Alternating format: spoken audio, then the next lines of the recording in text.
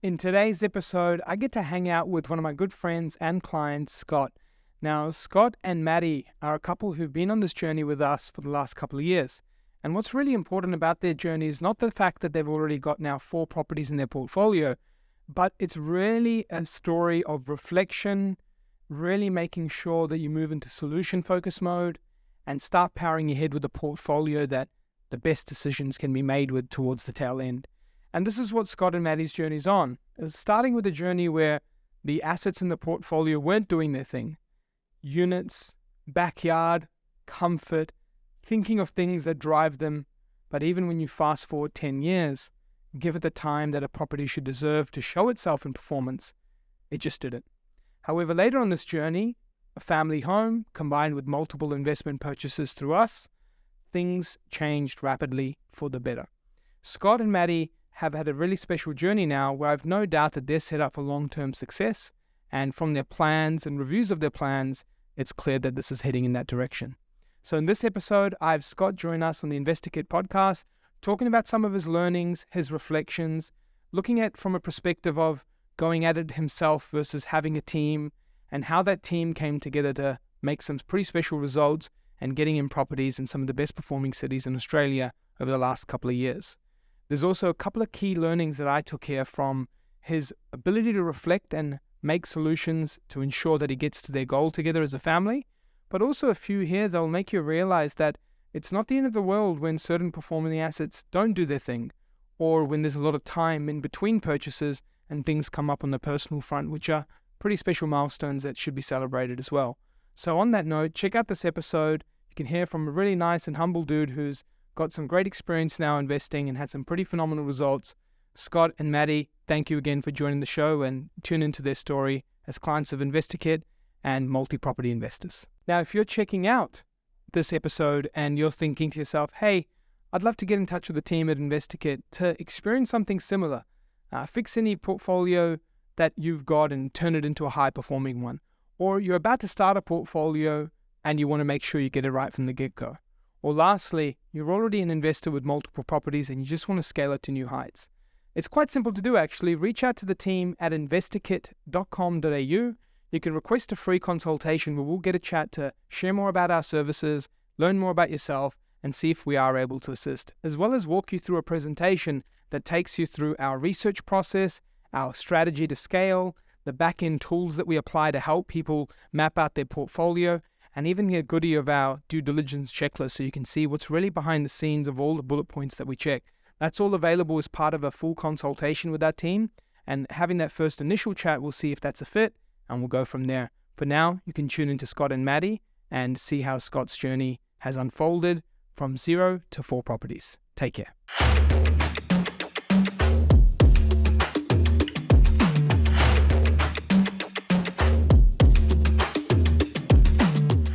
Hey Scott, thanks again for jumping on the show, mate. I really, really appreciate it. No, good to see you, mate. Mate, I want to take you back to day one. I gave everyone tuning in some background on the journey and where you're up to now, but sometimes it's good to go to day one. Firstly, when did it start? And what was the first investment for you? For me, so it was back in 2009. I was still living at home with my parents, and I just wanted to buy property. I didn't know how to go about it. And I guess we were sort of bouncing ideas off my dad at the time. So ended up buying a unit in the area surrounding where I lived at the time. And I didn't have a lot of knowledge at that sort of time. I knew what my budget was. And at that time, I guess the first homeowners rent was pretty lucrative as well. So decided to buy something at that point in time. And we kept that for about 6 years. I guess me and my wife, a couple of years later in 2011, bought our house that we're still in now. We've done some renovation, quite a lot of renovations too. So that first property I purchased at the time was then sold to pay for some of those renos. And then in 2010, my wife bought a unit similarly. I guess the area that she nearby where she lived bought a unit at the time is something we've still got to this day. Yeah, so I guess on that first property, I know when we've talked about it and that particular unit example you've mentioned, on reflection, it's been something that hasn't worked out so well. And I know you've still been able to hold it to date, but if we want to unpack that a little bit, because you've obviously had some decisions afterwards that have worked out really well, when we look at that decision of, hey, you know what, this didn't work out so well for me, on an investment front, considering the time you've held that in the portfolio. Could you maybe break down what the thinking was back then versus kind of what's happened now? Yeah, I guess it comes down to comfort at the time. I guess you're familiar with the areas that you live in. And I guess everyone's restrained by whatever budget is they can work with at the time. So, yeah, I guess probably the alternatives would have been buy something in the area you know, or the thought of looking at a different state or a different area where I didn't have the confidence to make an informed decision or the ability to make a decision in a different area. And in hindsight, that would have been the smarter move, or engage a team at a much earlier point in time in, I guess, my investment journey. So, Scott, obviously, I think something to point out is the house that you're in now is the place you're living in, and that has done some great things, but that was actually in the same markets in which you'd purchased, there's other properties, there's other investments that hadn't gone so well. Could you maybe point out some of the big differences between what went well versus what didn't go well amongst the two investments? Yeah, I guess I've always been someone who's keen to learn, but potentially about property I wanted to learn more and grow. And like you mentioned, I guess the difference in house price growth between houses and units in Sydney is crazy. Obviously, houses have completely outperformed units over the last 10, 15 years. And just even from our experiences, the two suburbs that we've bought units, you can just see that every couple of months or 6 months, there's 12 months, there's a new development going up in both those areas. And just the supply of those units in that area go through the roof. And with that, it obviously has a significant impact on not only renting out those units, but also capital growth in those areas as well with units as opposed to houses. So with regards to the timeline, it was 2011 where you'd had a few purchases go buy, sell, unit, house in the years prior. But then we didn't really start kicking off our journey until almost a decade later on, right? Now, in that decade in between, usually one would look at that as going, hey, not much happened during this timeline, even though you swung back into action a lot later on. What was happening for you on that end that kind of made the things take a pause? And I guess it would be good to just get some more background there. So I guess we had some major life changes during that period of time. Maddie and I got married in 2013. Our eldest son, Hayden, was born in 2015. And then our youngest son, Jesse, was born in 2017. So I guess during that period of time, I guess our savings each month were going up and down, had periods of maternity leave, and even Maddie working reduced hours during that time. Whereas when it got to probably 2020, Maddie was working 4 days a week. Childcare fees were reducing once our kids started to go to school as well. So we just had more disposable income at that point in time. And I guess when we made those first investment purchases, we were really just trying to get ahead. Whereas by the time we came to you in, I think it was 2020 or 2021, I guess we really had a bit more direction in terms of what our financial goals were, both short-term and working towards retirement.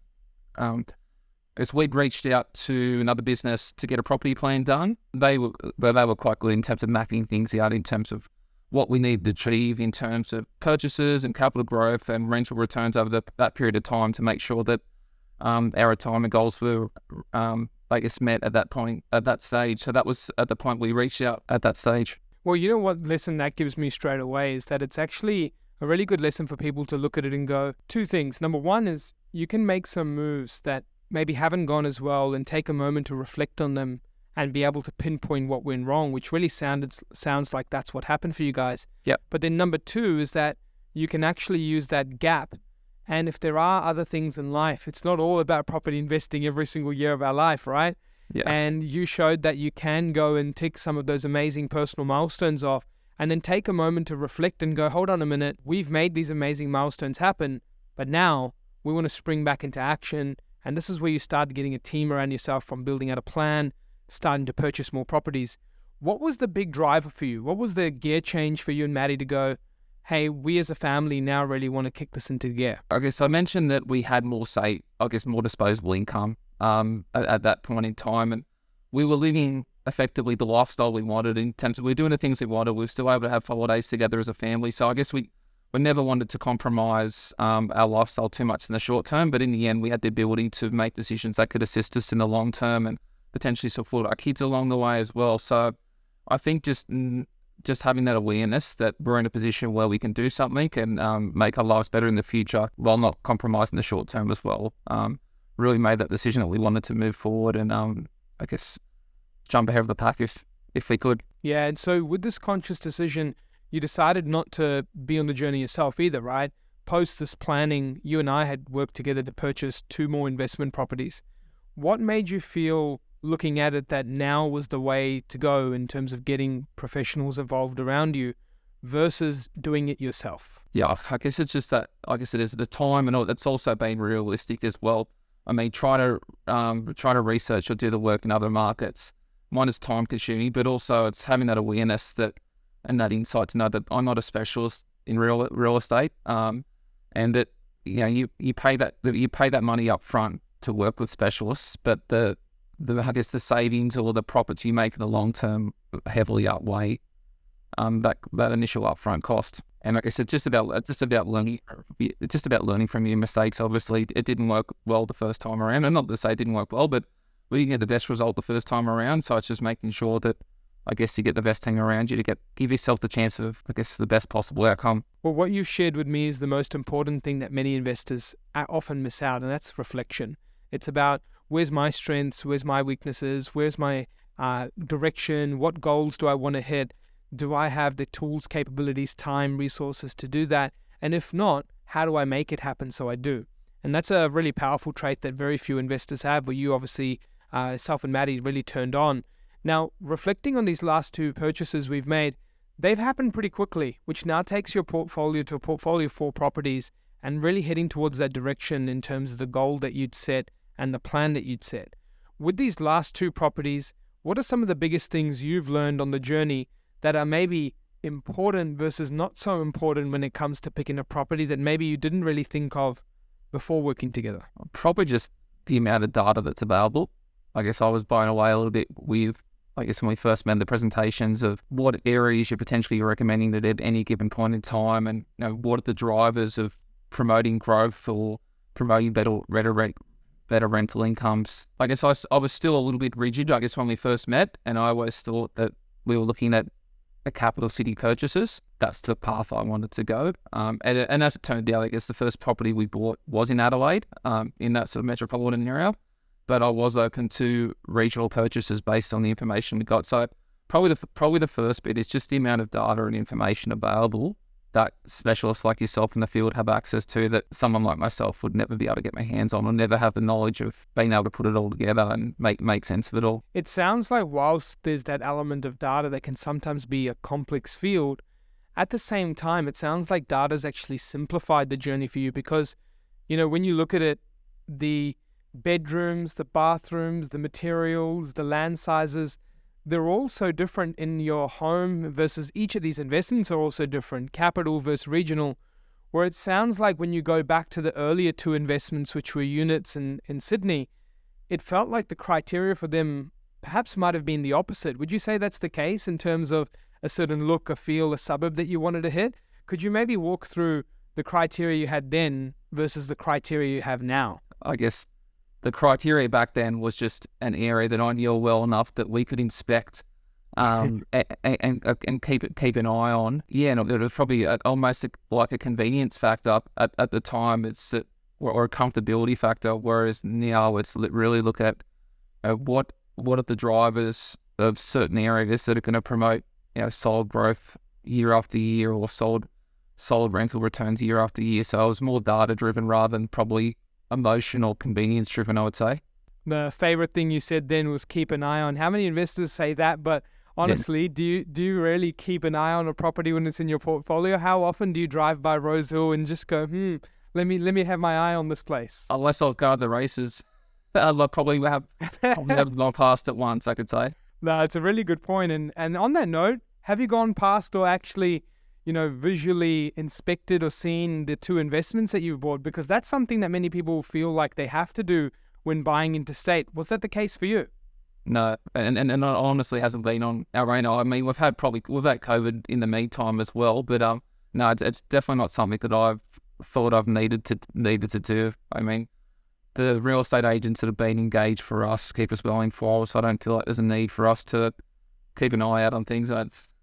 Find better uses for my holidays, I think. Well, I think that Barossa or McLaren Vale wine is calling your name to give you a reason to go check out the place true. For sure, mate. A bit of a side bet for checking on the unit, I think, but not the main reason. How much weight does it take off your shoulders when you see a decision go right and you see a portfolio start to go in the direction you want it to go. Because now reflecting on it, it suddenly changed from 2 units that, bought and sold, then you went to the one and that really hasn't done its thing. But now it's turned into a family home that's renovated, growing well, combining it with multiple houses in different parts of the country, diversifying it, growing well.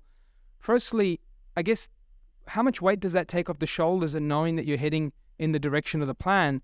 And then secondly, does this make you feel like decisions are much easier to make now because there's a different way you look at things now? Yeah, I mean, there's definitely a weight on your shoulders. Like, I guess probably out of the two of us had me and Maddie, I was probably driving it more. So I guess a bad decision would weigh on me heavily as well, because it's something that I push, and it would affect Maddie, and not only that, affects my kids as well. That if it's something that's affecting, if something doesn't result to a good long-term outcome or affects us in the short term, then I definitely would be dealing with the weight of guilt of that decision. But yeah, I guess seeing the way both those properties are performing now, it's definitely a relief, and does give you that confidence that once you find that team that you're comfortable working with, you're more likely to succeed and get those outcomes. And any tips to look at for investors where you feel like, hey, you might be on the journey, whether it's your first or subsequent properties, when it comes to selecting the team, or even just making sure that they make decisions like you have in the later parts of your portfolio?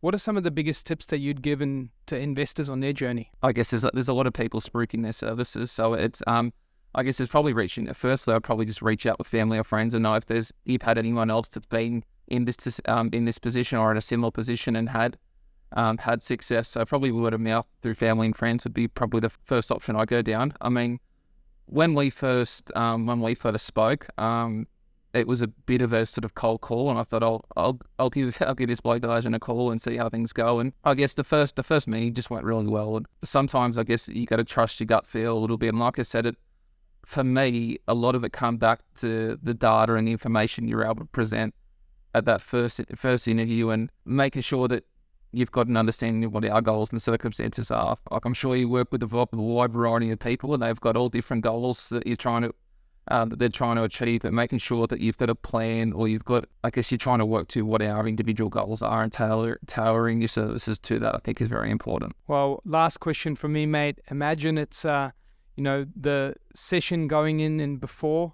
in terms of catching up with us, and there is many other professionals on your mind, and you've explained a few things of what made you feel comfortable working with us. But then now let's take all that you've learned in this journey working together, as well as acquiring 4 properties now over the years, and take yourself back to 2010 and 2009.